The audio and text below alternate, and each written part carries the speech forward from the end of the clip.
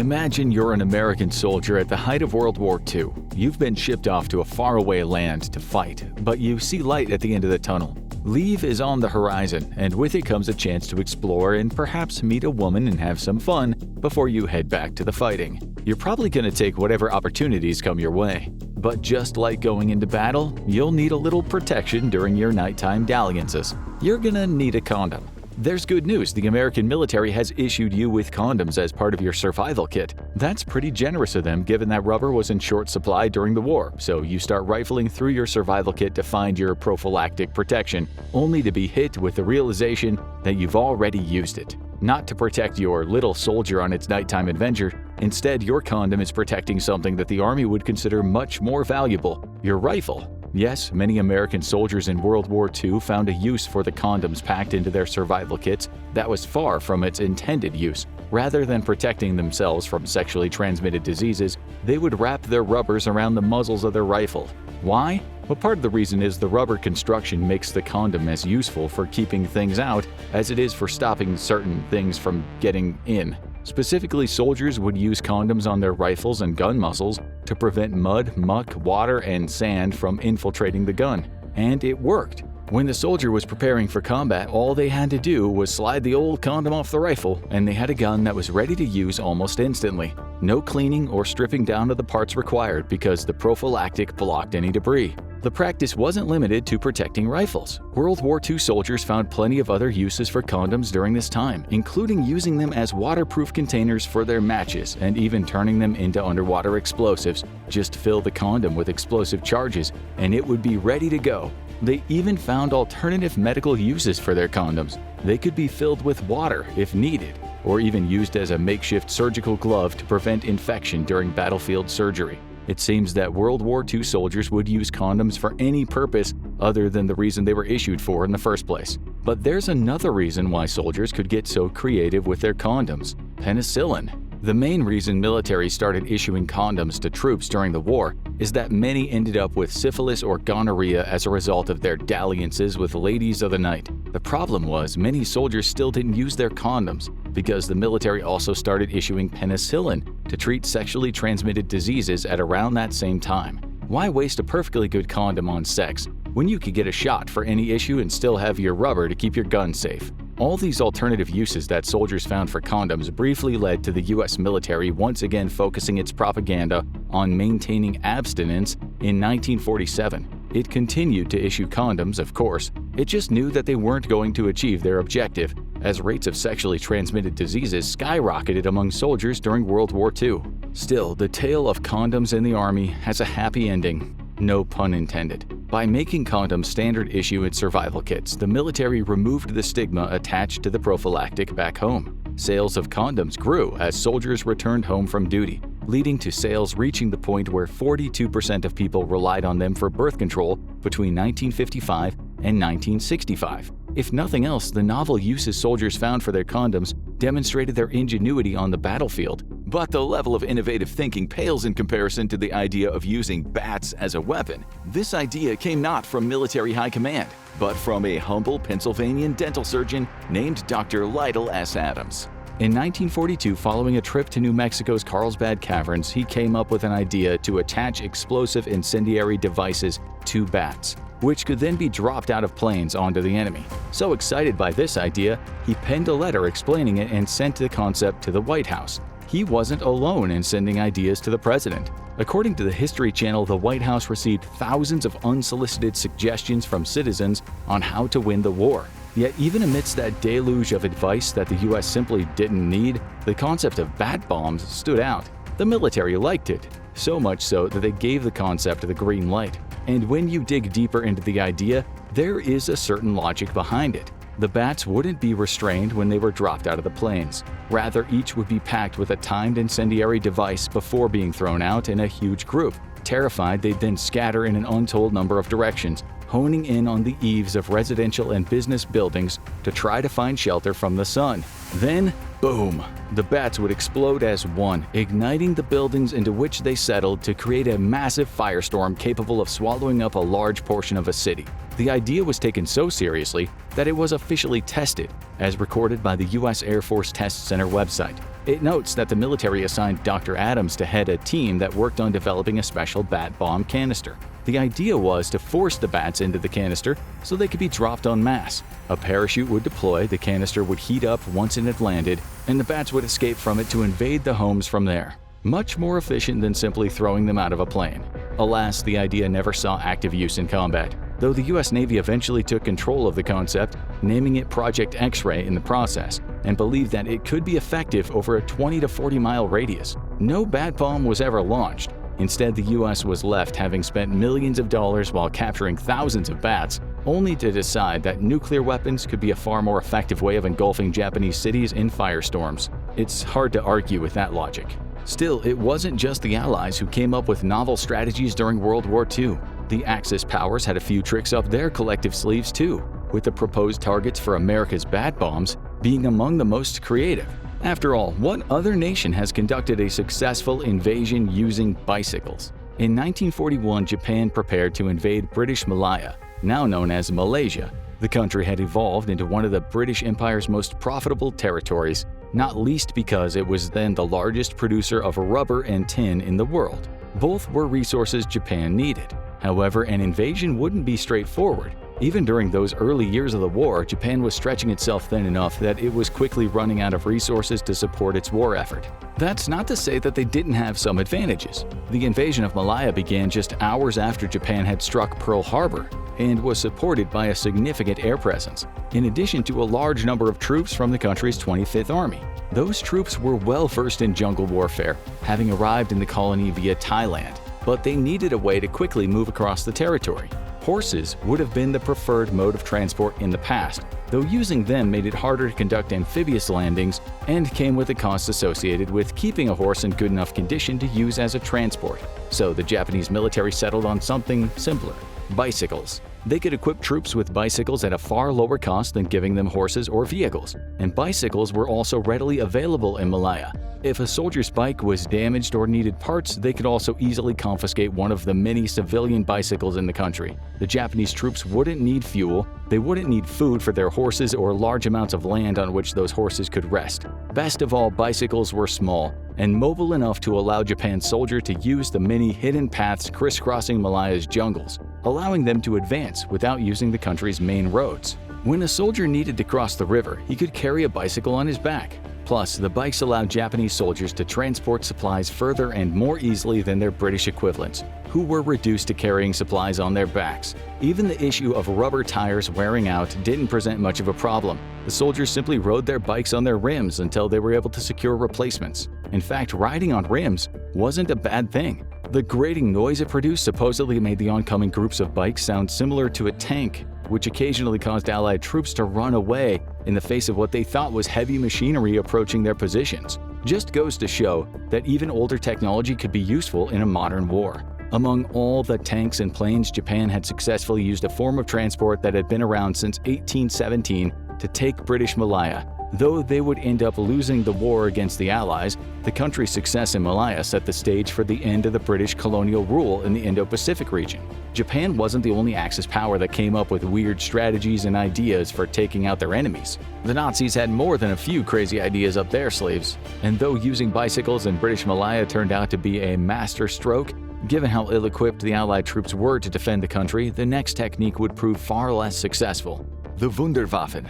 These wonder weapons were supposed to be advanced weapons that would terrify the Allies, though the reality was much different.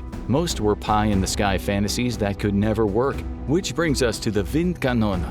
The concept had a certain logic to it. The Nazi wind cannon would be a giant anti-aircraft weapon that shot out a blast of air rather than a projectile. This blast, comprised of hydrogen and nitrogen, would be so powerful that any Allied craft caught up in the wind would be blown out of the sky. The Nazis wouldn't have to use valuable resources on building shells or rounds, because they could scatter Allied bomber runs like a toddler blowing tufts off a dandelion.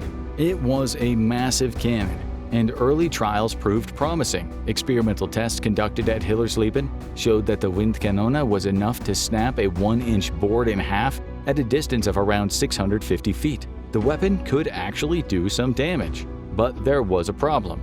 Firing a jet of air at a wooden board is far different from firing it at an aircraft that's specifically designed to fly through wind. And that's how the Nazis found out that their wonder weapon didn't work. The History Channel reports that it was only deployed once on a bridge over the Elbe River. A few puffs of air into the sky later, and it was clear that the wind cannon had failed. It did nothing to stop Allied aircraft from flying over the river. Still, it wasn't like the Allies were immune to coming up with crazy ideas that had no real chance of working. Before the Nazis started working on their wind cannon, the Allies had come up with a concept that was just as doomed to failure: using the equivalent of a giant rocket-propelled pinwheel to attack German positions. Dubbed the panjandrum, so named after a nonsense term coined by a British playwright in the 18th century, the weapon could be seen as an early progenitor to the unmanned aerial vehicles we see today. At least it could in terms of it being unmanned, as the panjandrum was essentially a giant wheel, not too dissimilar in appearance to a cotton spool, that contained a drum in the center that was packed with explosives. The wheels on either side of the drum were equipped with rockets, with the intention being fairly simple: point the panjandrum in the direction of a target, ignite the rockets, and watch it zoom toward the target so it can explode upon reaching it. The Allies invested a lot into its design too, as it was originally created to help them through the D-Day landings. It could shift at around 60 miles per hour thanks to being equipped with 70 rockets, and it packed enough power to break through a 10-foot concrete wall. Plus, it was designed to be amphibious. All of this was needed if the panjandrum was to meet its purpose of smashing through the Nazis' famous Atlantic Wall. The idea was that the rocket-propelled wheel would create holes in the wall through which the Allies could then drive tanks. There was just one problem: the panjandrum was almost impossible to control. As shocking as it might seem, strapping 70 rockets to a wheel and hoping it goes off in the right direction was not the smartest idea. The British discovered this firsthand in 1943 during an ill-fated test of the device on Devon Beach. At first, it seemed to go well. The panjandrum proved its amphibious capabilities by successfully deploying from a landing vessel to reach the beach. And that's when it all went wrong.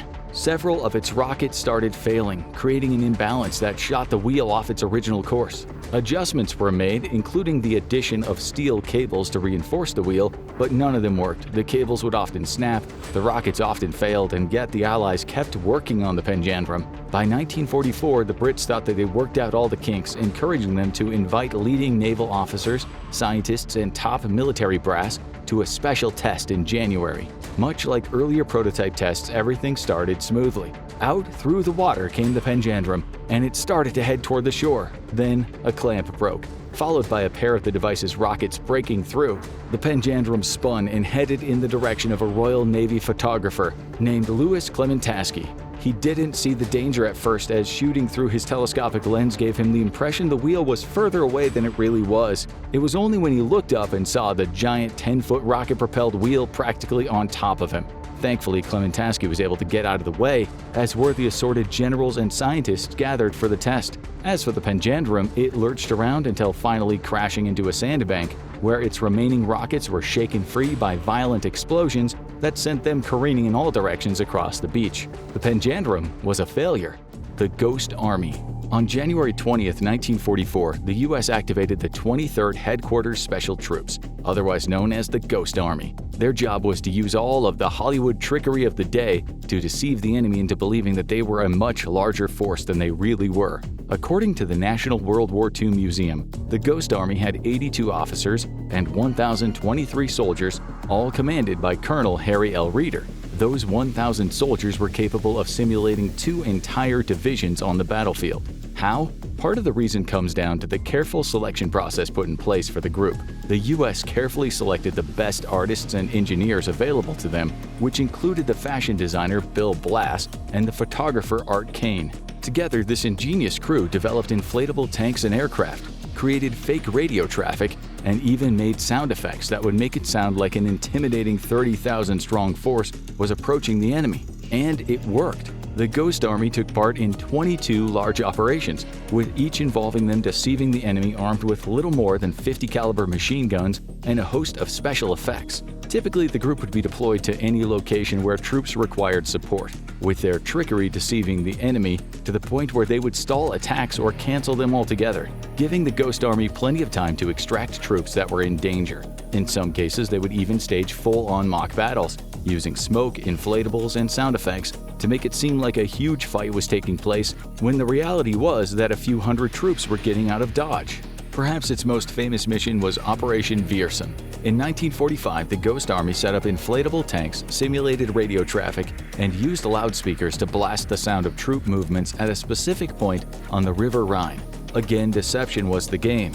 The trickery was designed to fool German soldiers into believing that a pair of divisions were preparing to cross the Rhine 10 miles away from the actual crossing point. The Germans diverted their forces to confront the non-existent army, clearing the way for the actual divisions the Allies needed to get across and pass through the Rhine relatively unscathed. Until fairly recently, the exploits of the Ghost Army were unknown, as each of its members had been sworn to secrecy, but now they're getting the recognition they deserve. In March 2024, the BBC reported that the members of the group, which it claims were responsible for saving tens of thousands of Allied lives, would collectively receive the Congressional Gold Medal at a special ceremony. The highest honor Congress can bestow was granted to the few members of the group who are still alive, including Seymour Nussenbaum, Bernard Bluestein, and John Christman. Speaking to reporters following the event, Bluestein had little to say about his work in the war, noting simply that our mission was to fool the enemy, to put on a big act, before explaining that he doesn't like to blow his own horn